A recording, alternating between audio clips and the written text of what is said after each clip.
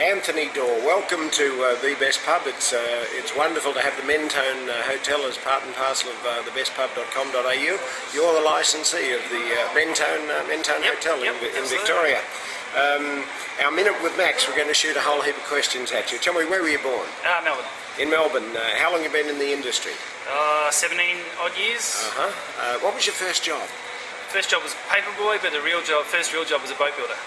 A boat builder? Yeah. Best boss you ever worked for?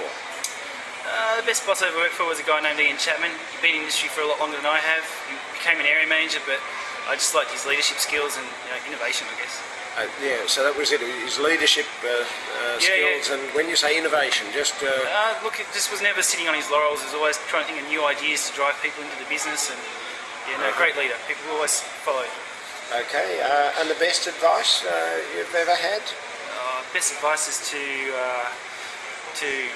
perceive yourself to be the customer sitting at the table. What would you expect? What would you want? That's good. I like that. What about the best book? Do you read books? What's the best book you ever read? Look, I read Rich Dad Poor Dad. That was pretty interesting. I thought that was quite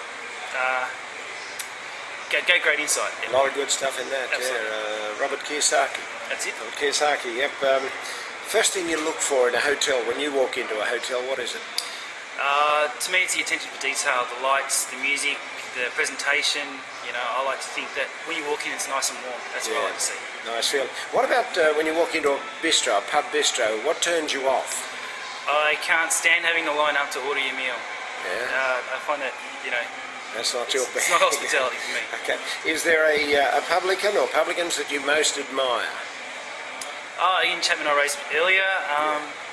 Look, I've probably quite a few I admire, and there's quite a few that have taught me what sort of manager I don't want to be as well. So yeah. So watching on both sides. Is there one achievement you're most proud of? I used to run a couple of pubs in Frankston, and we did a big St. Patrick's Festival and closed off the street and had about 5,000 people. That was that's a pretty special achievement. Do you have a most embarrassing moment?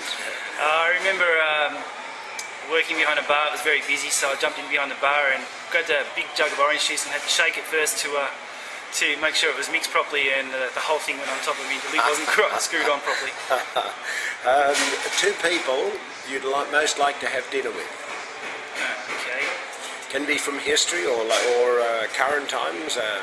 Who stands out in your mind? Actually, probably I would like to meet Nelson Mandela. I think struggling in the early parts and that'd be special. Become a leader. And second person, look, it'd probably be like a Michael Jordan basketball. That's a good mix for dinner. Is there a best idea you've ever had to bring customers into the pub, or have you already told us about that one with the? That was a good start one. Plenty of ideas. Always plenty of ideas. What's the best you've ever used?